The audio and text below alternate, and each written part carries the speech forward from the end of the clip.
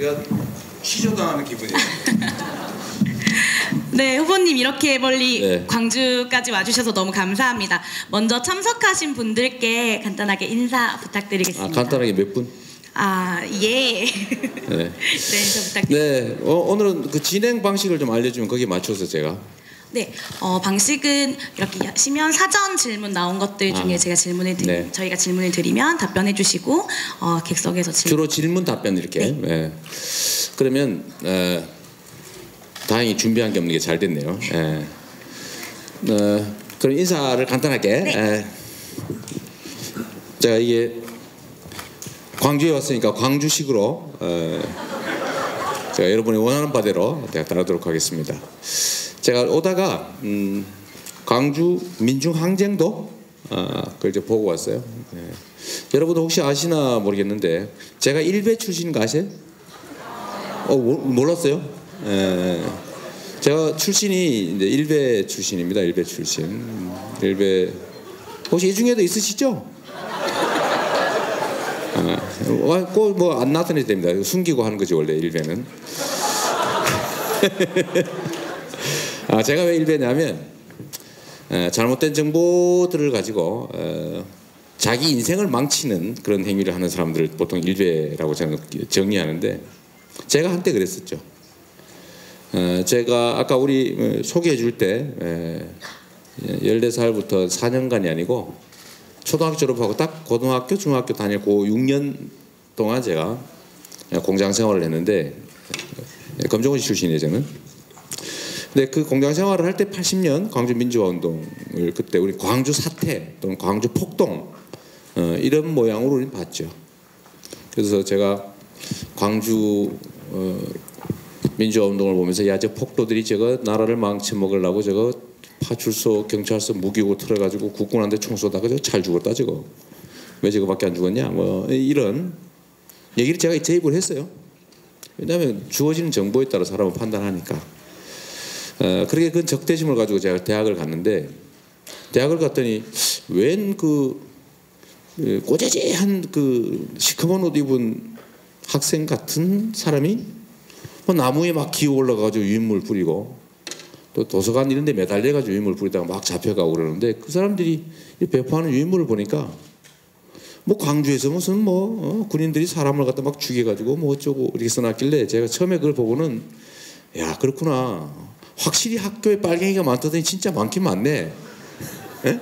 이런 거짓말을 저놈들 빨리 가서 그냥 좀 많이 살아야 되겠다 뭐 이런 생각하고 있었는데 그게 한 번, 두 번, 세 번, 네 번 지나고 나니까 그 진실을 알게 된 거죠.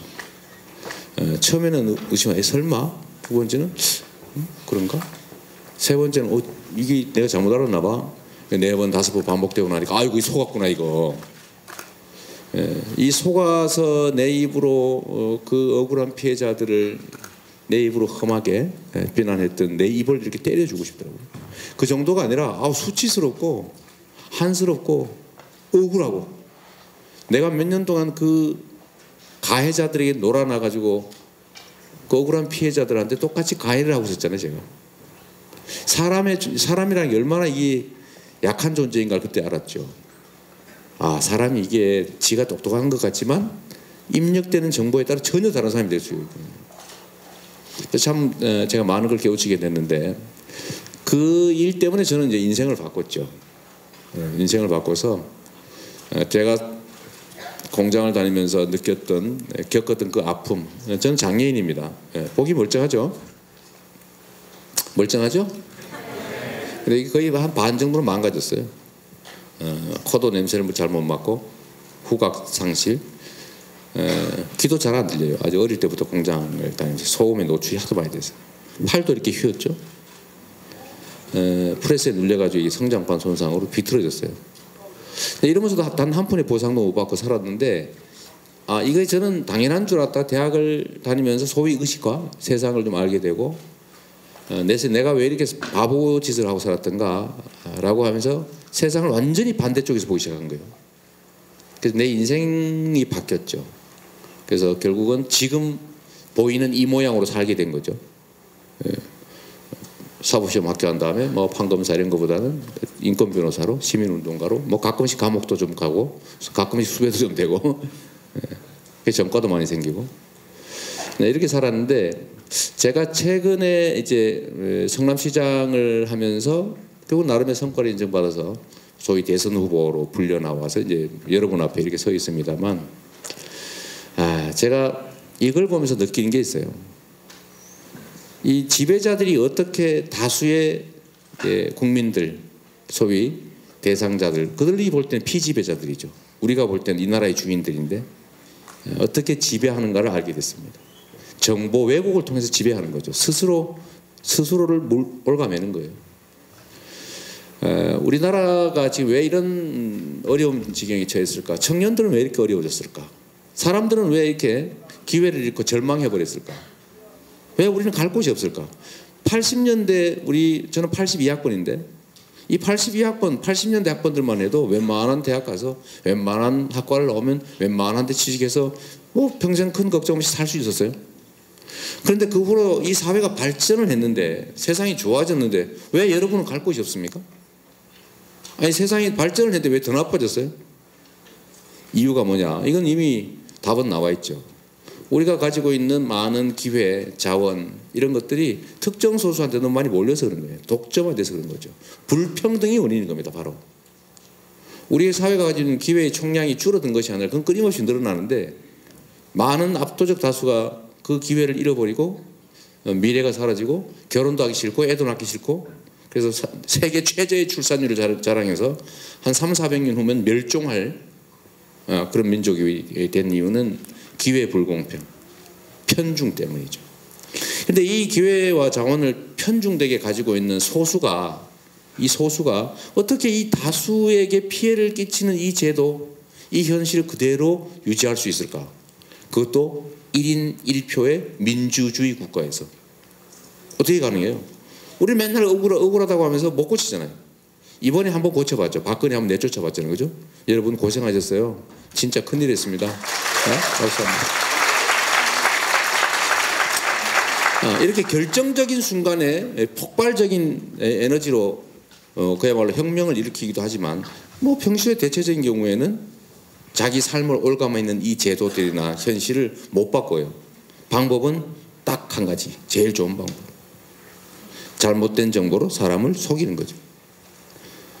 제가 재벌 대기업들 증세를 해가지고 440개 기업만 8% 증세하면 1년에 15조 원씩 생긴다. 이거면은 대학생들 완전 반값 등록금 하는데 3조 원밖에 안 든다. 지금 4조 원 정도 쓰고 있으니까 한 3, 4조 원이면 반값 할 수 있고 한 10조 원이면 싹 공짜로 다 할 수 있죠.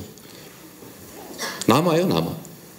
이 엄청난 예산을 확보하기 위해서 특정 소수의 재벌 대기업들이 돈이 너무 많이 가지고 있으니까 이게 경제 순환이 안 되지 않습니까? 이게 경기 침체의 원인인데 이 증세해야 된다 이렇게 얘기하면 그 증세로 인해서 혜택을 볼 우리 국민 다수는 이재명 보고 저 사람 미쳤다 저거. 저 증세하자 그런다 저거. 반기업가다 이렇게 얘기하죠. 다 그렇게 속아져 있거든요. 세뇌되어 있거든요.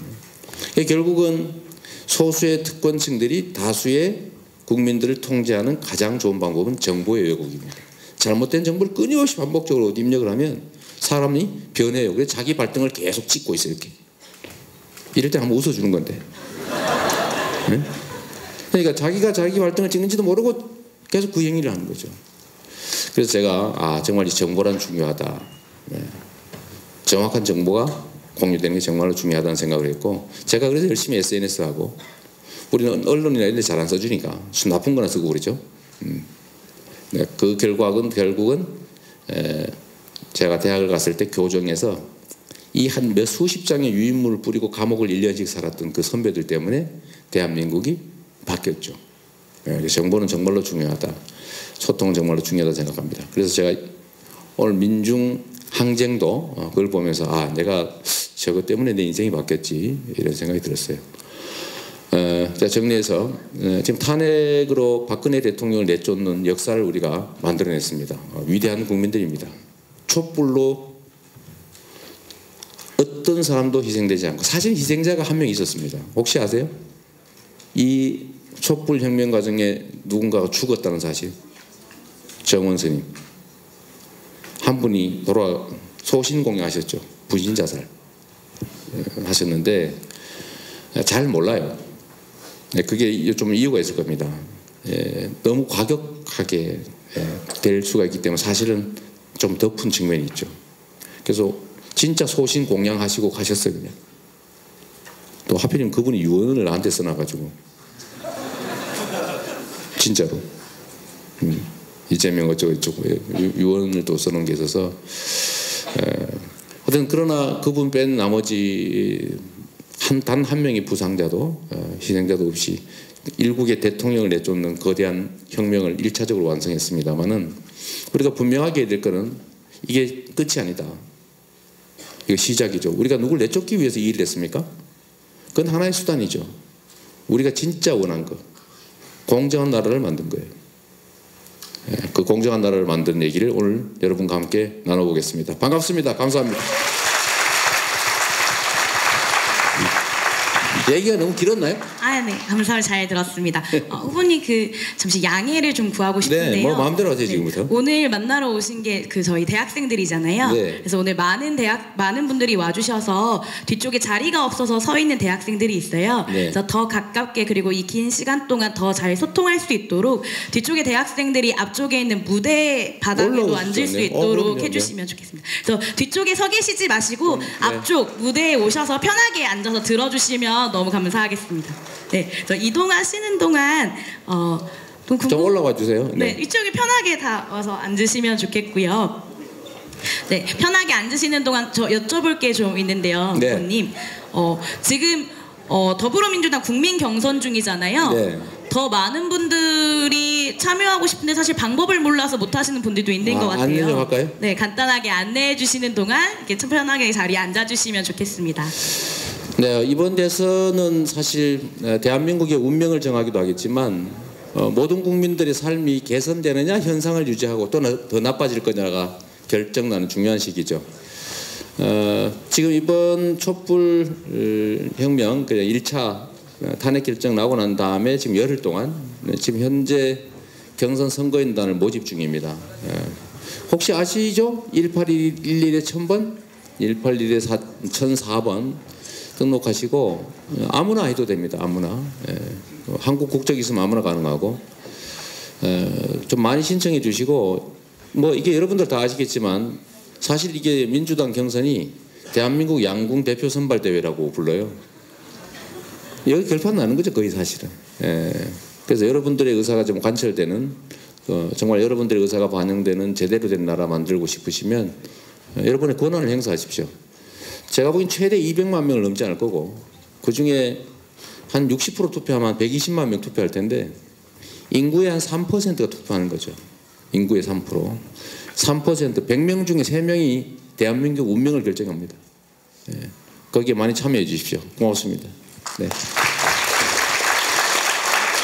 그리고 막간에 우리 잘 안 하시겠지만 우리 국회의원 분이 저를 좀 도와주실 겸 하셨는데 유승희 의원님 얼굴 한번 보여주시죠. 우리 삼성 국회의원이십니다. 네, 서울. 그리고 이재명 시장이라는 후보 옆에는 국회의원들이 많지가 않아요. 소수정예. 한 분 더 오셨을 것 같은데 우리 재윤경 의원 안 오셨나요? 그러니까 가셔버리는 모양이다. 주빌리은행이라고 빚 갚는 은행을 하시는 분이 계세요. 지금 여기는 안 오신 모양입니다. 감사합니다. 박수 안 쳐도 돼요. 아깝게.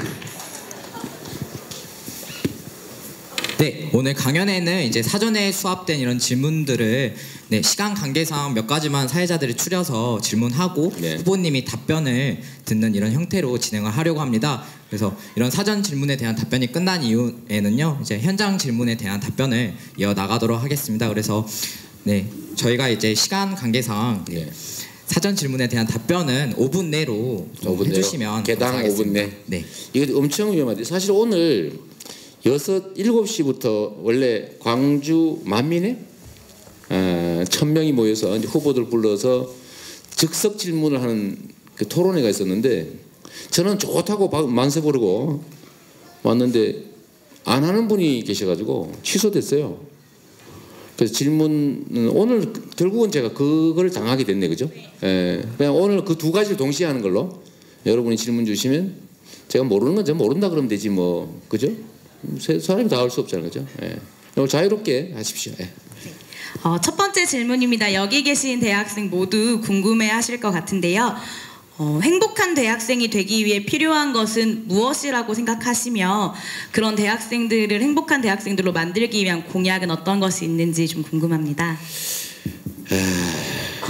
5분. 네. 저는 대학을 행복하게 다녔어요. 저는 공장 생활, 소위 소년 노동자로 살고 장애도 입고 뭐 아주 나쁜 환경이었지만 그래도 결국은 그때 당시 기회가 있어서 그 기회를 어쨌든 힘겹게 다 하나씩 성공해서 지금 이 자리에 와 있습니다. 대학도 갔고 뭐 사법시험도 합격했고 하여튼 선택해서 이 길로 왔죠. 그런데 지금의 대학생들을 포함한 젊은 세대를 보면 참 답답합니다. 저는 딱 여러분 나이에 아들이 둘 있어요. 군대를 제대하고 지금 3학년, 4학년 그렇게 복학해 있습니다. 제가 볼 때마다 한숨이 나옵니다. 아이고 이건 어떡하지. 사회는 분명히 좋아졌는데 왜 이렇게 젊은이들만 더 나빠졌을까. 여러분 취업하기 너무 어렵죠. 취업하기 어렵고 미래도 암담하고 한데 이게 좀 청년만이 처한 문제가 아니라 우리 사회 전체적으로 겪고 있는 구조적인 문제입니다. 일자리 문제만 하나 따져봐도 이게 일자리 총량이 줄어든 건 아닙니다. 일자리의 질이 나빠졌고 좋은 일자리가 줄어들다 보니까 그 좋은 일자리를 가질 수 있는 사람은 힘센 사람 또는 이 사회 안에서도 기득권자들이죠. 그리고 세대별로 보면 청년들이 가장 초년병이니까 가장 취약하죠. 그러니까 대기자들 중에 맨 뒷줄에 서 있는 거예요. 그러니까 앞줄, 기성세대들조차도 문제가 해결이 안 되니까 이 초년병들한테는 기회가 전혀 없는 거죠. 그래서 청년용 일자리를 만든다고 하는 게 사실은 매우 무망해요. 그렇게 그런 면에서 보면. 자본주의 사회에서 기본적인 일자리라고 하는 것은 다 돈의 원리에 의해서 돈이 남냐 안 남냐 이 사람을 고용했을 때 이익이 되냐 안 되냐 이걸로 결판나는데 숙련되지 않고 경험도 많지 않은 젊은이를 쓰는 것보다는 시중에 그 젊은이의 어려운 시절을 겪어가지고 겨우 살아남은 경력 있고 그래도 숙련되어 있는 사람들이 있거든요. 그 사람들을 데려다가 돈 되는 기간 동안만 쓸 수 있도록 우리 사회가 고용제도를 만들어놨단 말이에요. 그러니까 기업하는 사람 입장에서는 새로운 자원을 데려다가 가르쳐가 쓸 이유가 없어요. 그만큼 손해예요. 네가 죽을 둥 살 둥 고생해가지고 경력과 실력을 좀 더 쌓으면 그때 돈 될 때 갖다 뽑아다 쓰면 되는 거죠. 그렇기 때문에 청년들이 어려움을 겪고 있는 겁니다. 그래서 이 문제를 기본적으로 해결하기 위해서는 아주 종합적 대책이 필요해요. 취업 문제 하나만 놓고 보더라도 산업 구조, 고용 구조를 통째로 뜯어 고쳐야 됩니다. 예를 제가 하나만 들면 여러분들이 가고 싶은 데는 딱 정해져 있어요. 안정적이고 안 잘리고 쉽게 말하면 좀 험하게 표현하면 해고 안 당하고 한번 들어가면 안정적으로 있을 수 있는 곳. 두 번째 보수가 좋아야죠. 그래서 세 번째 깨끗해야지. 근데 이런 자리라고 하는 게 아주 소수입니다. 공기업의 공기업, 그 다음에 대기업의 정규직, 그 다음에 공무원. 요 세 가지예요. 이게 한 200만 개밖에 일자리가 안 되는데 이게 점점 줄어들고 있어요. 왜냐하면 대기업들이 자꾸 비정규직을 쓰기 시작합니다. 비정규로. 자꾸 비정규를 늘리고 정규직은 줄여요. 그러니까 신규 채용이 없죠, 자꾸. 그런데 대기업들은 지금 30대 재벌 기업만 해도 770조 원을 사내 유보금으로 쌓고 있습니다. 사내 유보금을 회사에다가 쓸 데가 없어가지고 회사에 가지고 있는 거예요. 돈을 벌어가지고. 근데 이게 아주 급증하고 있습니다. 1년 국민 총생산이 2015년에 1,559조 원이었어요. 그러니까 1년 동안 온 국민, 온 나라에서 총 생산하는 그 총액의 거의 절반 가까운 돈이 30대 재벌에 사내 유보금으로 묶여있다 이 말이죠. 돈이 돌아야 일자리도 생기고 경제도 활성화되고 뭐 이럴 텐데 돈이 30대 재벌 안에 들어가서 차곡차곡 쌓이고 있습니다. 그러니까 이 사회 돈이 한번 돌다가 재벌 30대 기업에 가면 퐁당 빠져버리고 또 쭉 좀 돌다가 그건 퐁당 빠져버리고 그러니까 이 순환할 수 있는 돈이 없는 거예요. 이 중에 경제학 하시는 분들 학생들 계시겠지만 경제는 뭐예요? 순환이죠. 이 순환을 지금 막고 있는 거예요. 그러니까 이 노동자들 압박하고 일자리 질이 떨어뜨리고 하면 좀 돈이 좀 남잖아요. 그죠? 중소기업들 압박해가지고 중소기업들의 경영 성과를 다 뺐고 단가 후려치기라고 그러죠. 경영 성과 개선해 놓으면 확 깎아버려요. 그래서 그것도 대기업이 다 먹어버립니다. 그러니까 이렇게 하니까 고용을 많이 하는 중소기업들이 수익을 낼 수가 없어요. 그러니까 중소기업들이 월급을 많이 줄래도 줄 수가 없어요. 이게 전부 다 이렇게 피라미드처럼 재벌, 대기업 중심으로 다 이를 몰려가고 있는 거. 나머지는 겨우 목숨 부지를 하고 있는 상황이죠. 그래서 이거를 근본적으로 해결하는 방법은 이 강자 중심의 세상을 다수의 약자 중심으로 체계적으로 바꾸는 겁니다. 근데 이 일은 원래 정부가 하는 기본적인 역할이에요.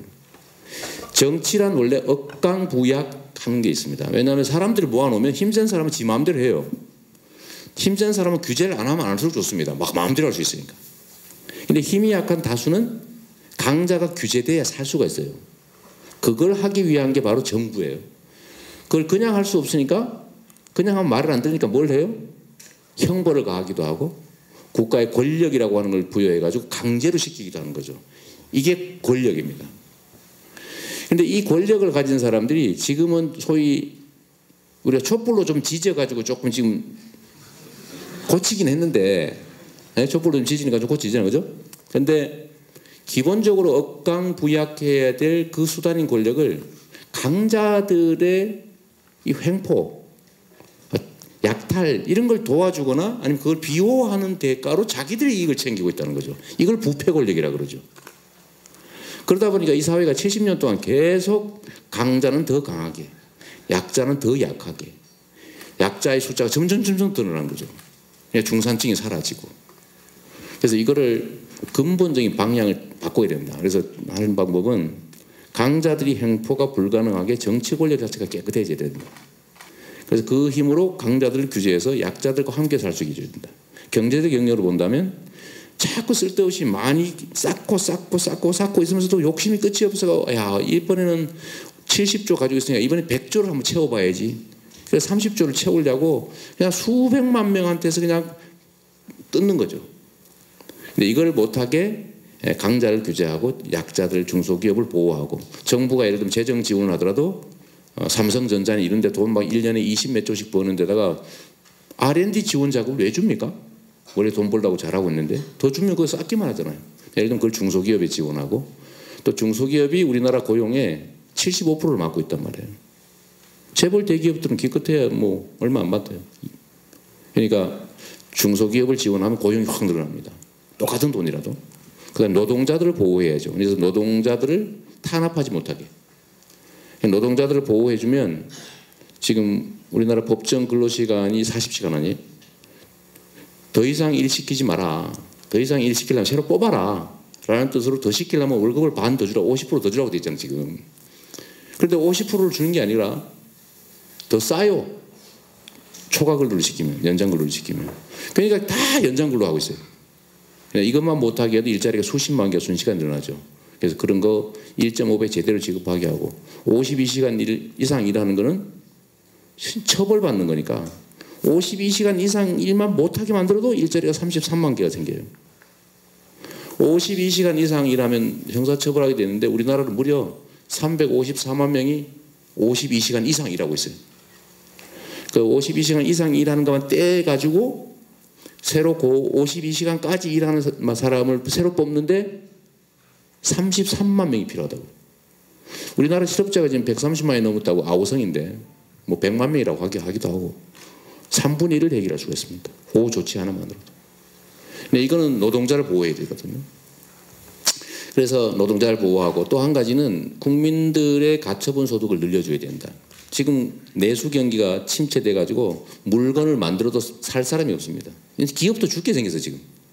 그러려면 과도하게 쌓이고 있는 이익을 세금으로 걷어서 국민들에게 이제 가계 소득을 늘려서 경제 순환이 되게 하는 게 경제의 역할이죠. 그래서 이런 경제 활성화와 공평한 세상으로 좀 전환을 하는 것이 첫째고, 거기에 예를 들면 대학생 문제들도 일부가 있는 거죠. 청년 문제, 대학생 문제도 그 중에 일부라는 거예요. 예를 들면 고용을 늘린다. 지금은 청년 고용을 늘리기 위해서 뭘 하고 있냐면 청년 실업 대책만으로 2조 원을 쓰고 있는데, 2조 원. 동그라미 하면 2조 원이면 얼마예요? 동그라미 몇 개예요? 잘 모르겠죠. 엄청난 돈이지 않으니까. 국가 예산이 400조인데 한 2조 원을 쓴대요. 근데 뭘 하고 있냐면 청년을 고용하면 50만 원씩 더 줘요. 회사에. 그러면 회사가 어떻게 합니까? 이거 2년이 한도인데 2년 동안 청년을 쓰다 잘라버려요. 그래서 새로 또 50만 원 지원받기 위해서 또 써요. 그 2년 지나면 또 잘라. 그러면 이게 청년을 고용하는 정책이에요? 청년의 불안정 고용을 유발하는 정책입니까? 청년의 불안정 고용을 유발하는 정책이죠. 그리고 이게 청년 정책이라고 하는 거예요. 실제로는 제 생각에는 그 50만 원을 청년들 직접 주시면 얼마나 좋습니까? 아니 어차피 정부가 하는 건데. 그러니까 그런데 왜 청년을 직접 안 주고 회사를 줄까? 이게 기본적인 방향이 그렇습니다. 그래서 대학생 청년 정책들도 사실 근본적인 정책 대전환이 필요하다는 거고, 너무 길어서 걱정되죠? 앞으로는 좀 짧게 할 테니까. 이 행복한 대학생이 되기 위한 이재명은 뭘 준비했냐? 첫째로는 학교에 다닐 때 재정 부담이 적어야 되겠죠, 그죠? 그래서 반값 등록금 이렇게 얘기하면 너무 식상하니까 체계적으로 구조적인 방법을 만들어냈어요. 지금은 대학생들 장학금을 1년에 4조 원 넘게 지원합니다. 그래가지고 뭐 이래저래 하니까 14조 원 중에서 뭐 어떻게 하니까 반값은 사실상 반값 됐다 이렇게 어거지 쓰고 있는 거죠. 그래서 그렇게 하지 말고 지금 현재 한 4조 5천원 쓰고 있으니까 대학생 등록금 총액이 한 14조 됩니다. 14조. 그러니까 3조 정도를 더해가지고 이걸 통째로 대학에다 지원을 아예 해준다. 공영형 사립 때는 지원하는 대신에 정부 통제를 따른다. 입시를 공동으로 한다든지 뭐 이렇게. 대학 국공립은 현재 절반으로 줄인다. 아예 장학금을 주지 말고 등록금을 내려버려야 되는 거죠. 그러면 사립대들도 정부 지원을 운영비의 절반 이상을 국가에서 해줄 테니까 등록금 아예 통째로 내려라. 장학금 주지 말고 구차하게. 이런 방향으로 저는 하려고 하죠. 그래서 실질적으로 등록금 자체를 통째로 반으로 내리는 걸로 이런 거 하나 넣고, 두 번은 이제 뭐 대학생들의 그 대출금 이자를 정부가 대신 내주자. 학교 다닐 동안. 아까 보니까 우리 누가 30살 될 때가 학교 다니고 계시던데, 하여튼 학교 다니는 동안은 성남시에서는 이미 하고 있어요. 성남시 학생들은 성남시가 전액 학자금 대출을 다 대신 내주고 있죠 지금. 이거 박수 안 쳐요? 근데 국가가 하는데 돈은 얼마 안 듭니다. 그리고 취업할 때까지 학자금 대출 채무를 유예해 주자. 취업할 때까지. 이거 많이 해요. 그래서 죽을 때까지 할 수는 없고 뭐 한 5년, 10년 이렇게 정하면 되겠죠. 그다음에 뭐 주거 정책 이런 것들은 저희가 뭐 공공형 기숙사 등등 있는데 생략하기로 하고, 제일 중요한 건 역시 일자리 문제니까, 일자리 문제는 아까 얘기했던 것처럼 두 가지 정도는 직접적 대책으로 저희가 준비하고 있습니다. 하나는 여기 남학생도 군대 갈 사람 많죠. 군대 갈 때 가능하면 본인이 선택할 수 있게 월급을 받고 3년 근무할 거냐, 월급 안 받고 그냥 강제로 가서 21개월 하고 나올 거냐, 선택할 수 있게. 이 모병제, 선택적 모병제인데요. 10만 명 정도를 청년 일자리를 만들 겸 전투력도 강화할 겸, 그래서 무기, 전투, 장비 전문 요원으로 10만 명을 뽑자. 돈 별로 안 들어요. 어차피 군인들인데 보수를 좀만 더 주면 되니까. 그 다음에 두 번째로는 공공 일자리를 늘리는데 우리 목표는 30만 개. 첫째는 모병 10만, 나머지 예를 들면 소방 2만, 경찰 10,000명, 근로감독관 10,000명, 교사 40,000명, 영양 보육 뭐 등등 사서 등등 한 2만, 이렇게 하면 10만 정도 나오고요. 그 다음에 복지 일자리 10만, 30만 정도를 저희 만들 생각이고, 또 우리 대학생들 어떨지 모르겠지만 저는 산업기관요원 지원제도라고 해서 중소기업을 가면 보수가 작아서 잘 안 가려고 그러잖아요. 한 5년 정도 중소기업도 지원할 겸 본인들이 보수도 보존할 겸 해서 10만 명의 산업기관요원 연간 1,000만 원 정도를 5년간 정도 지원해 주는 대신에 중소기업에 근무하는 걸로. 그럼 그 다음에 이제 경력이나 실력이 쌓여서 좀 전직할 수 있게 되겠죠. 그런 정도의 일자리, 직접적 일자리 준비 작업을 좀 했고 공약은 발표했습니다. 그 다음에 제일 중요한 건 역시 고용, 산업, 경제 구조를 통째로 뜯어고친다. 그래서 안정적인 좋은 일자리를 많이 만든다. 좀 뜬금없어 보이는데 저는 이게 4차 산업혁명 시대를 맞춰서 IT 융합 콘텐츠가 어쩌고 해가지고 그래서 일자리 100만 개 이거보다 더 낫다고 생각해요. 그리고 제가 하나만 마지막으로 이게 되게 중요한 사실인데요. 인류는 끊임없이 기술 발전을 해왔고 생산력이 늘어나서 직업은 사라져갔어요. 이거 어떻게 적용해 왔을까요? 생산력이 올라가면 필요한 생산을 하는데 드는 시간이 줄어들지 않습니까? 그러면 고용이 줄어들겠죠. 이거를 어떻게 해결해 왔을 것 같아요? 추상적으로 봤을 때 노동시간 단축을 통해서 해결해 왔습니다. 노동시간 단축을 통해서. 그래서 노동시간 단축은 인류 역사의 발전과 궤를 같이 합니다. 끊임없이 노동시간은 줄어들죠. 앞으로도 마찬가지로 노동시간 단축으로 좀 가야 된다. 첫 얘기라서 말이 좀 길어서 미안합니다.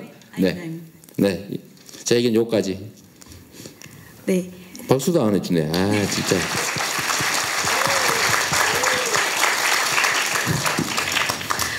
네, 답변에서 2번, 3번 질문도 다 같이 답변을 해주셨어요. 그럴 것 같아서 내가. 네, 그래서 굳이 뭐 끊지 않았어요. 바로 네 번째 질문으로 넘어가도록 하겠습니다.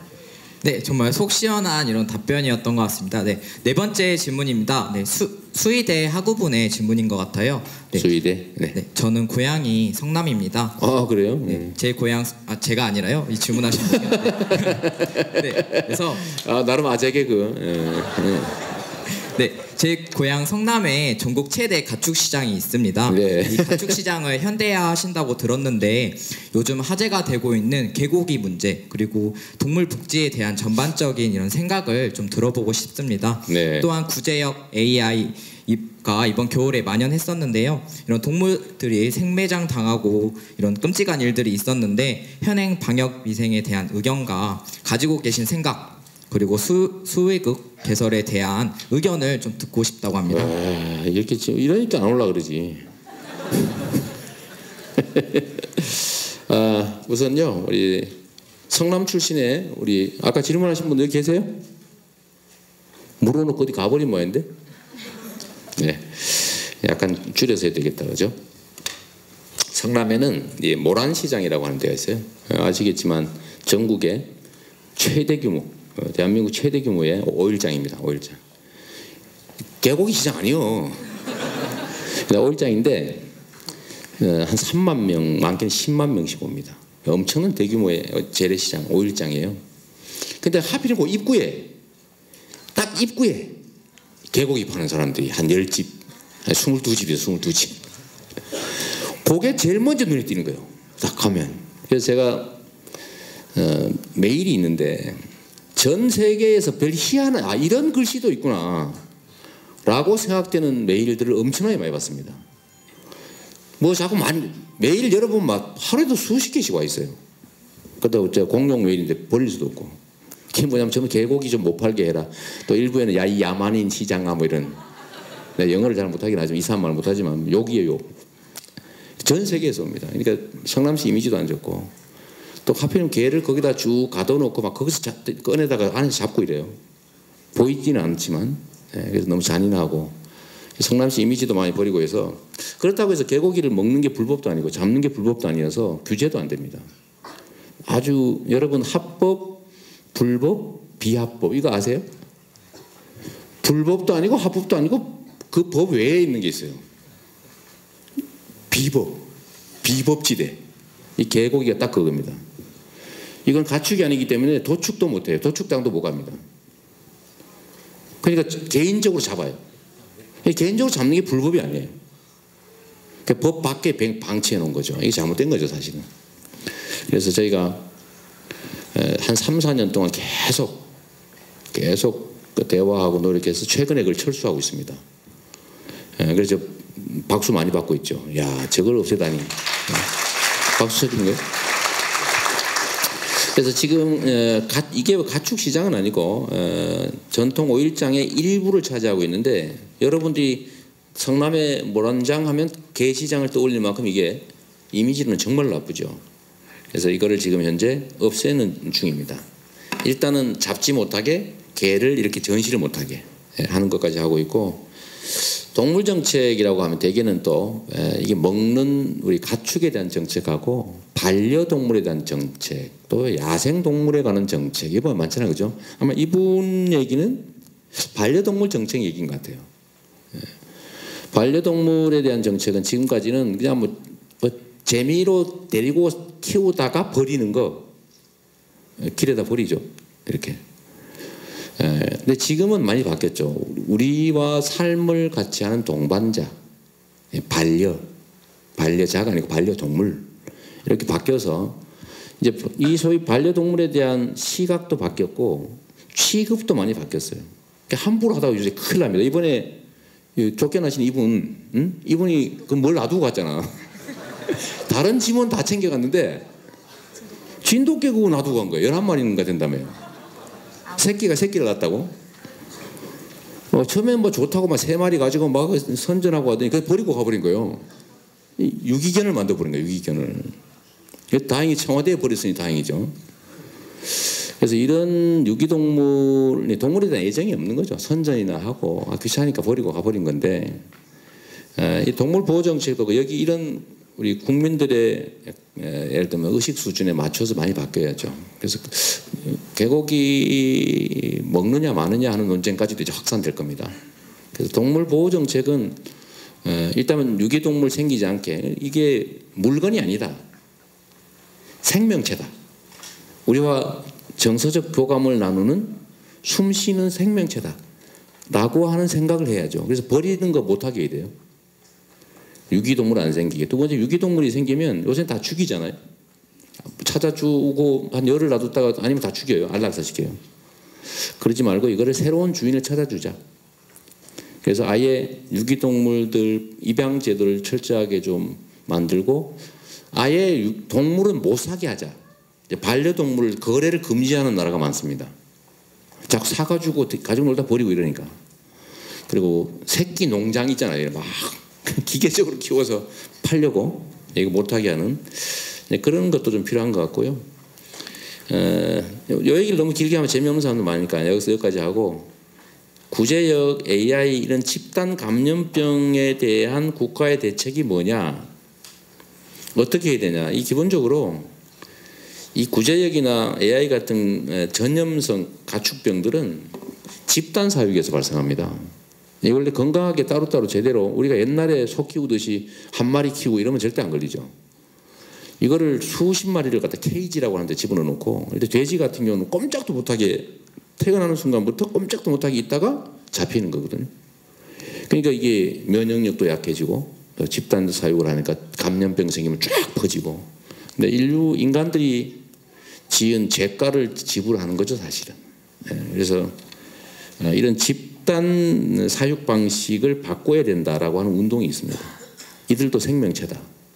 그리고 그게 결코 인간의 건강에 유익하지 않다라고 하는데, 그것까지 갈 수 있을지 모르겠는데 저는 장기적으로 그렇게 갈 필요가 있다고 봐요. 좀 더 나아가면 이 그러니까 식육의 습관들을 좀 줄일 필요가 있다. 식육 양을. 그 별로 건강에 안 좋대요. 그런 거 필요하겠고, 우리나라 방역 정책이야 뭐 기가 막힌 정도 수준인데, 제가 간단하게 에피소드 하나를 얘기하면, 이번에 조류 독감이 생겼잖아요. 3천만 마리를 넘게 죽였거든요. 3천만 마리 상상되십니까? 조류를 3천만 마리를 땅에다 묻었어요. 3천만 마리를. 아마 산을 쌓아둘 될 정도로. 그런데 이거를 초기에 막았으면 확산이 안 되는데 제가 황당한 경우를 당했어요. 성남시의 모란장이 전국에 닭, 오리 이런 조류들 거래량이 많습니다. 어느 날 공문이 왔어요, 정부에서. 앞으로 다른 종류는 다 거래를 계속 금지하는데 예외로 토종닭은 팔게 해라라는 정부 공문이 왔어요. 그래서 아니 토종닭은 AI 안 옮기냐? 물어봤더니 정부에서 가짜로 토종닭은 아직 발병한 일이 없고 이런저런 보안 조치를 하면 괜찮으니까 팔으래요. 그래서 제가 얼른 조사를 해봤더니 토종닭도 그때 이미 다 발병하고 있었어요. 토종닭 협회가 정부에 로비를 한 거예요. 토종닭 협회, 토종닭은 대량 사육이 안 됩니다. 토종닭은 기껏해 몇십 마리 이렇게 키우거든요. 양계하고 좀 달라요.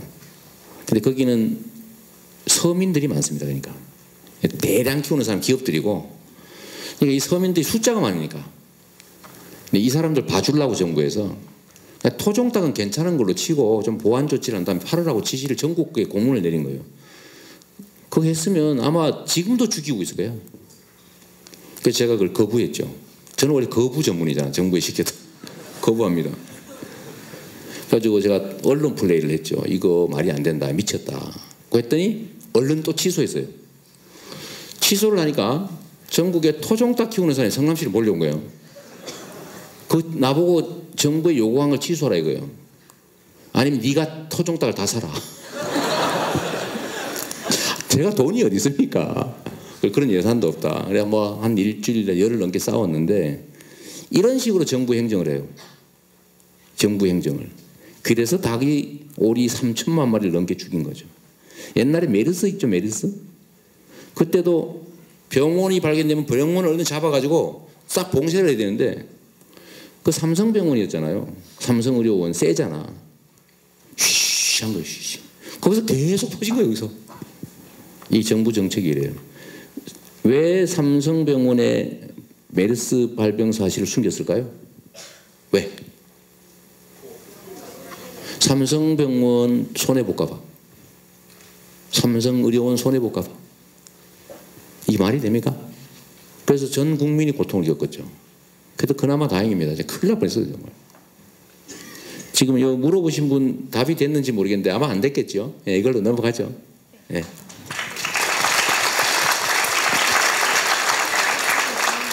아, 그래요. 아, 감사합니다. 네, 다음 질문입니다. 일단 물을 좀 한 모금 하시고 질문.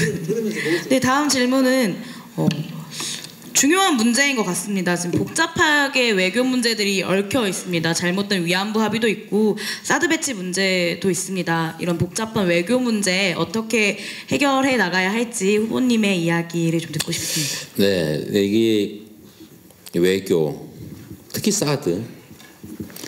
지금 대한민국의 가장 심각한 문제는 내부의 이 불평등이라는 경제 침체, 또 뭐 젊은이들의 일자리, 저출산 등으로 인한 이 총체적 위기, 이 문제죠. 근데 이건 2차적인 거예요. 지금 현재 진짜 위기는 사드라는 걸로 촉발된 국제적 위기입니다. 여러분 우리가 시선을 좀 바꿔서 좀 전 세계의 역사로 한번 가보자고요. 강대국 사이에 끼어 있는 반도국가, 예를 들면 이탈리아 이런데 반도국가를 상상을 해보세요. 여기는 발기발기 찢겨져가지고 망해버렸거나 아니면은 엄청나게 흥했거나 둘 중에 하나입니다. 이 반도국가는 기회와 위기 요인을 동시에 갖고 있어요. 이 강대국도 사이에 끼어서 여기 뜯기고 저기 뜯기고 이러면 이제 망하는 거예요. 그런데 강대국 사이에서 그 강대국의 힘을 이용해 가지고 여기서 뜯기는 게 아니고 이쪽에서 뜯고 이쪽에서 이만큼 준다 너 얼마 줄래? 왜 뜯고 이러면 번성할 수가 있습니다. 지금 우리가 뭘 보고 있냐면 필리핀 한번 보세요. 필리핀 두테르테 여러분 아시죠? 내치는 어떻게 하는지 요새는 잘 모르겠는데 저는 뭐 그 인권 침해하고 뭐 그래서 별로 안 좋아하는데 외교 영역에서는 발군의 실력을 발휘하고 있습니다. 아시는지 모르겠는데 필리핀이 미국하고 70년 우방이에요. 동맹이에요. 군사 동맹 국가입니다. 근데 두테르테가 들어와 가지고 중국하고 경제 군사 교류를 시작했어요. 그러니까 미국한테 맨날 압박당하고 있는데 미국이 지금 필리핀에서 막 매달리고 있어요. 이렇게. 우리하고 좀 더 늘어주라고. 이게 왜 이래 됐냐면 미국의 기본 전략은 태평양을 중심으로 중국을 봉쇄하는 겁니다. 이렇게 그 라인에 호주, 뉴질랜드, 인도네시아, 그 다음에 필리핀, 일본, 한국이 있는 거예요. 쫙 막는데 이 필리핀 중간에 이렇게 다 막고 있는 건데요. 필리핀이 딱 이걸 돌려 세워가지고 중국하고 딱 손을 잡아버리면 어떤 일이 벌어지냐면 미국이 단절됩니다. 이 두테르테가 오바마한테 욕하고 그랬죠 그때. 그래 시끄러웠어요. 근데 지금은 이걸 가지고 나 이렇게 확 가버린다라고 하니까 미국이 특사를 보내고 난리가 났어요. 제가 보기엔 필리핀은 흥합니다. 중국에서 제가 알기로는 벌써 26조 원인가 25조 원인가 뜯었어요. 경제 협력을 하던 거야. 이게 왜 뜯었다 그러면 안 되는데 그죠? 근데 이건 사실이에요. 근데 미국한테도 좀 줘봐. 그럼 네가 어떡할 거야? 줘야지. 이게 완전히 반대로 가버린 거예요. 전에는 필리핀은 여기 맞고 중국에 맞고 미국에 뜯기고 이런 상황이었거든요. 그래서 이 반도 국가의 운명은 그 국가 지도자의 의지와 강단 여부에 따라서 그야말로 흥하는 길로 갈 수도 있고 망하는 길로 갈 수도 있는데 지금 이 쫓겨난 이분이 절대는 해서는 안 될 짓을 저질러 버린 거예요. 그게 뭐냐면 한, 미, 일, 이 라인을 통해서 중국 봉쇄를 하기로 하고 그 봉쇄 수단의 하나가 바로 사드입니다. 여러분도 기회 되면 사드는 이 정도는 다 이해하시겠죠. 여기 오실 정도면. 사드는 한반도 안보에 도움이 안 돼요. 수도권 방어는 안 돼 아예. 제외. 인구의 절반이 사는 대한민국의 60, 70% 몰려있는 수도권에는 북한 핵미사일 날라도 사드는 무용지물입니다. 사드 방어 한도가 충북까지야. 충북. 최대 방어 구역이. 수도권은 제외. 그리고 이 사드 때문에 지금 중국의 경제 제재 당해가 좀 망하게 생기죠 지금. 북한은 사드 때문에 중국이 북한의 핵 개발, 미사일 개발을 막기 위한 국제 공조에서 가장 핵심적인 역할을 하고 있어요. 왜냐하면 중국이 북한의 뒷문을 막고 있잖아요. 근데 원래는 열심히 막았어요. 근데 한미일 이 3국이 사드 배치를 통해서 한일 군사정보 보호협정까지 맺고 이거 하려고 사실 위안부 합의를 강제로 해버린 겁니다. 한일 군사정보 보호협정을 하려고. 그런데 이 세 곳이 모여가 손을 잡고 자기를 봉쇄를 하니까 여기서 같이 북한을 때리고 있다가 야 이거 큰일 났네 이거 이렇게 된 거예요. 그래서 북한하고 손을 잡기로 마음먹고 싹 돌아서고 있습니다. 관계 개선이 되는 거죠. 왜냐하면 전선이 만들어지는데 자기끼리 때리고 있을 수는 없잖아요. 그래서 북한이 소위 국제공조에서 좀 벗어나고 있습니다. 여유가 생기고 있어요. 그래서 안보상 우리가 손해를 본 거예요. 더 큰 손해는 뭐냐면 이제 중국 우리는 남북 간의 군사 충돌만 걱정해도 야 전쟁 나면 큰일 나는데 이렇게 걱정하고 있었는데 이제는 미중 간에 어디 전 세계 어디에서라도 군사 충돌이 발생하면 바로 첫 번째 한반도로 미사일이 날아옵니다. 왜냐하면 중국은 이 사드가 자기들의 안방을 들여다보는 눈이라고 보는 거예요. 실제 그런 목적이 맞고. 그러니까 전쟁이 시작되거나 군사 충돌이 발생하면 어디부터 때립니까? 여러분 동네에서 싸움 안 해본 모양이죠. 싸움 이렇게 눈을 찔러야 되는 거야. 그럼 끝이야 그러면.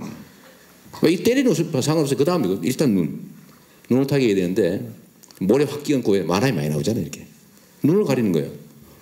미중 군사 충돌 우리가 걱정하게 됐는데 떠오르는 거 없습니까? 지금 오늘 기사에 났는데 한반도의 사드 문제를 놓고 한국 정부는 빨리 하라고 막 그러고 있는데 중국하고 미국이 담판을 들어갔습니다. 중국하고 미국이 한반도 사드 문제를 놓고 자기들끼리 담판에 들어갔다고요. 이것은 많이 보던 장면 아니에요? 어디서 보던 장면이에요? 구한말에 보던 장면입니다. 구한말에. 이 짓 하다가 식민지 됐어요. 즉 강대국의 대리전장으로 바뀐 거예요. 지금 대리전장이 초입에 들어섰습니다. 이 상태에서 우리가 봉합할 수 있느냐? 봉합 불능입니다. 이 상태를 사드를 배치를 해놓고 주변 국가의 관계를 개선해가지고 다시 간다? 안 됩니다. 첫 단추가 잘못 깼기 때문에 이 첫 단추를 잘못 깨는 단추 안 깨는 옷이구나 이거. 이 첫 단추를 잘못 깨놓으면 아무리 옷을 잘 입어도 옷이 아니에요. 그래서 이럴 때 정말로 중요한 우리가 지켜야 될 원칙이 있습니다. 강대국 사이에 끼어 있는 약소국은 이걸 꼭 지켜야 돼요. 자국 이익 중심의, 즉 국익 중심의 자주적 균형 외교를 해야 된다. 절대로 흔들리면 안 됩니다. 이명박도 지켰다니까요. 그 감옥 보내야 될 친구인데 이 양반 가고 나면 그 다음에 그 양반을 글로 보내려고. 거기다가 전두환이까지 보내주면 더 좋겠지. 근데 이명박 때도 이 사드 배치해라 요구가 계속 있었어요. 저희 미국의 미사일 방어 체제 MD라고 하는 건 뭐 수십 년 전부터 해둔 거니까. 근데 이걸 이명박 그 참 못난 인간도 막 안 했다니까요. 그래서 박근혜는 해버렸어요. 더구나 지금은 올 11월에 배치한다고 그러고 지금 대선 조기 대선하면 저 같은 사람이 되면 못하게 할 거 아니에요. 그러니까 지금 막 설치하고 있어요. 일단 발사대부터 싣고 와서 지금 아무것도 안 됐는데 발사대 싣고 와서 발사대 야도관이잖아요. 손 딱 찍는 거 지금 나 들어왔다. 이게 이 나라입니까? 그래서 이 사드 문제는 우리가 생각하는 것처럼 단순치가 않습니다.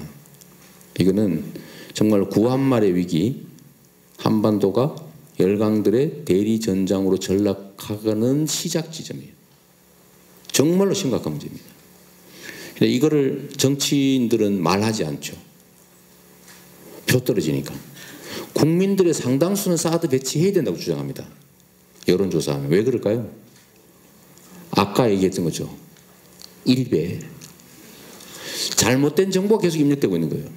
북핵을 막아야 된다. 북핵을 막기 위해서 사드가 필요하다고 계속 방송으로 떠들고 새누리당 뭐 바른당인지 자유당인지 이런 데는 막 계속 그 얘기하죠. 민주당은 전략적 모성 이런 얘기하면서 아무 말도 안 하죠. 이재명 같은 이 못난 표 계산 안 하고 천방지축으로 뛰는 인간 몇이서 얘기를 하니까 진실이 잘 전달이 안 되는 겁니다. 그래도 아는 사람은 맞아 라고 하지만 대부분의 사람들은 텔레비전 방송 나오는 거 보고 맞아 저 이재명이 저 새끼 빨갱이야. 역시 빨갱이 맞아 뭐 이러고 있는 거잖아. 그죠? 그래서 이게 좀 깊이 생각해야 될 우리 대한민국 운명이 걸린 일이다. 좀 그 말씀 꼭 드리고 싶어요. 외교는 우리나라의 존속을 그냥 전망이 달린 문제 아닙니까? 존재하느냐 망해버리냐. 근데 지금 망조도 아니지 망하는 길에 초입에 들어섰습니다. 그래서 이건 반드시 설치해도 떼내야 돼요. 저는 설치돼도 떼낼 겁니다.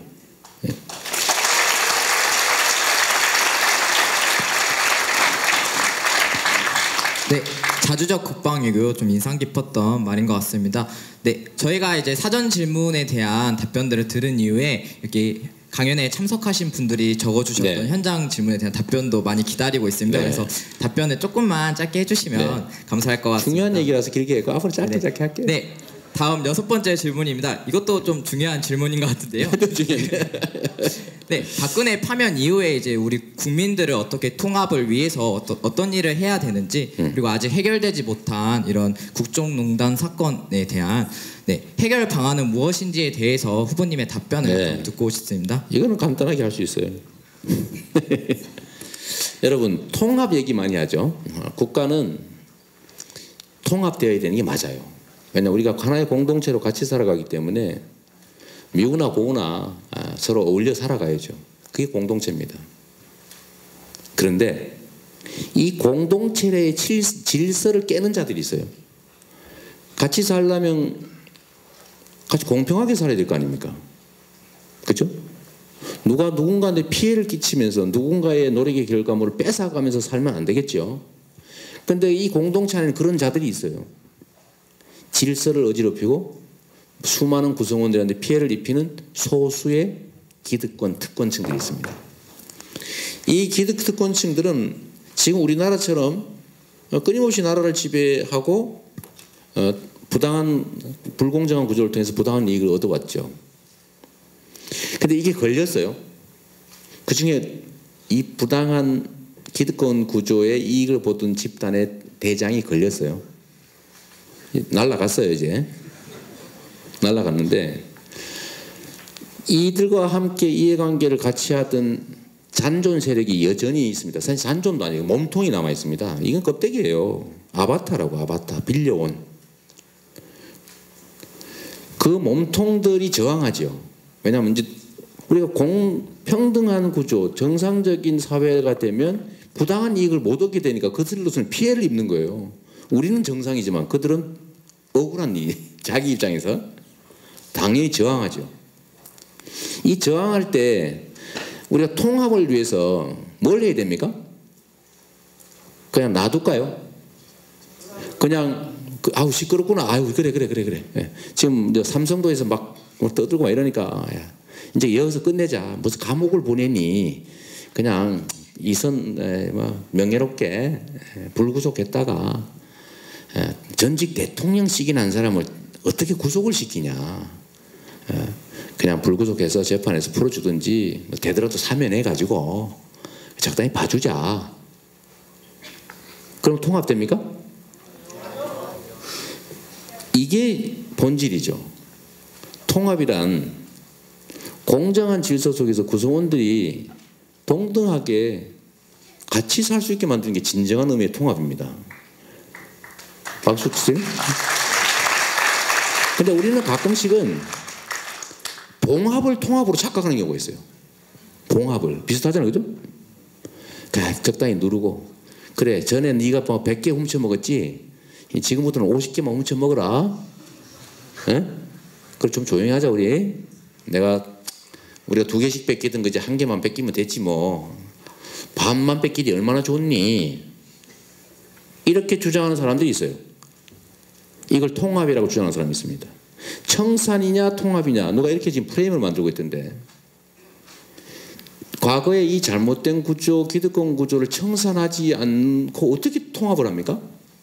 그게 가능해요? 그게 양립 가능한 거예요 이게? 청산을 해야 진짜 통합이 시작된다니까요. 청산을 해야 진짜 통합이 가능해요. 그런데 청산이냐 통합이냐 골라라 라는 얘기 뭐냐면 정리하지 않고 같이 살라고 요구하는 거죠. 이게 이 프레임을 만들어내는 자들이 바로 기득권자들이기 때문에 그렇습니다. 청산이냐 통합이냐 이런 논의 하는 것 자체가 이미 그 얘기 자체에 봐줘라 라는 얘기가 들어있는 거죠. 다 봐줄 거냐 반만 봐줄 거냐 얘기는 선택이 왜 그밖에 없습니까? 청산해버려야지. 그러니까 이게 언론이나 정보의 유통에는 실제 이런 아주 무서운 비수들이 숨어 있습니다. 이런 걸 프레임이라고 그러죠. 그냥 툭 던졌는데 선택해야 돼요. 근데 둘 다 나빠. 근데 자세히 들여다보면 합당한 제3의 안이 있는데 그건 숨겨져 있죠. 그래서 우리도 진짜 통합을 하려면 철저하게 청산해야 됩니다. 이 간 사람 이 사람 말고 그 몸통인 소위 새누리당을 포함한 기득권 정치 그룹들. 그리고 진짜 이건 가짜예요. 지금 말한 이것들은 그냥 가짜야. 진짜가 뭡니까? 진짜 이 사회의 특권 기득권자가 누구예요? 재벌이죠. 바로 그거예요. 경제 권력자들. 3세 북한 3세 세습 3대 세습 비난하죠 우리가. 재벌은 왜 3대 세습합니까? 세금도 안 내고? 그건 왜 괜찮아요 여러분? 이건 더 나쁜 거죠. 그런데 그게 가능한, 왜냐하면 자기들이 이 나라를 지배하고 있기 때문이죠. 법도 지배하고 권력도 지배하고 대통령도 지배하고 대통령을 지배하고 있던 최순실도 지배했죠. 네? 그들이 진짜. 네. 그러면 어떻게 할 거냐? 해결 방안은 이미 정해져 있어요. 답은 다 알고 있어요. 그 답을 실행할 거냐 말 거냐만 남아있죠. 모든 이 사회의 부조리와 불평등과 불공정의 뿌리, 연원, 큰 힘의 원천은 재벌이지만 이 문제를 해결하는 첫 단추, 첫 실마리는 어디냐? 바로 정치 권력이에요. 아까 말씀드렸지만 정치 권력은 억강부약하는 게 본래 기능인데 지금 강자한테 빌붙어가지고 강자들의 횡포와 독점 이걸 지원하고 있잖아요. 그래서 부패한 권력이 됐죠. 이걸 정경유착이라고 부르죠 우리가. 그런데 경제적 강자들은 본질적으로 그런 욕망이 있어요. 제가 예를 하나 들면요, 여러분. 도둑하고 경비원이 있는데 둘이서 같이 훔쳤어요. 둘 다 나쁜 사람이죠? 누가 더 나빠요? 바로 그거예요. 근데 대체적으로 도둑이 더 나쁘다고 생각합니다. 근데 경비원이 확실히 나쁜 이유가 있어요. 도둑한테는 훔치지 말라고 돈 주지 않았어요. 근데 경비원한테는 훔치지 말 뿐만 아니라 훔치는 사람을 막으라고 돈을 줬는데 훔쳐서 나쁘고 막지 않아서 나쁜 거예요.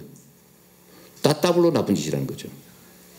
즉 똑같은 죄를 지어도 고위 공직이나 권력을 가진 자들이 저지른 범죄가 훨씬 더 나쁜 이유입니다. 물론 피해도 훨씬 더 커요. 그래서 재벌들이 저렇게 욕심 부리는 거는 원래 그런 거니까. 근데 그걸 규제할 의무가 있는 정치 권력이 거기에 부안해동하거나 그걸 도와주고 돈을 받아먹고 한 거는 그건 정말 용서해서는 안 될 일이죠. 그래서 그 첫 출발은 소위 부패 권력의 청산이죠. 그리고 그걸 할 수 있는 건 뭐냐? 바로 검찰이죠. 검찰을 깨끗하게 운영해서 제대로 그 일을 할 수 있는 첫 출발은 뭐냐? 인사권자. 검찰에 대한 인사권자. 누구예요? 대통령을 잘 뽑으면 됩니다, 여러분. 네.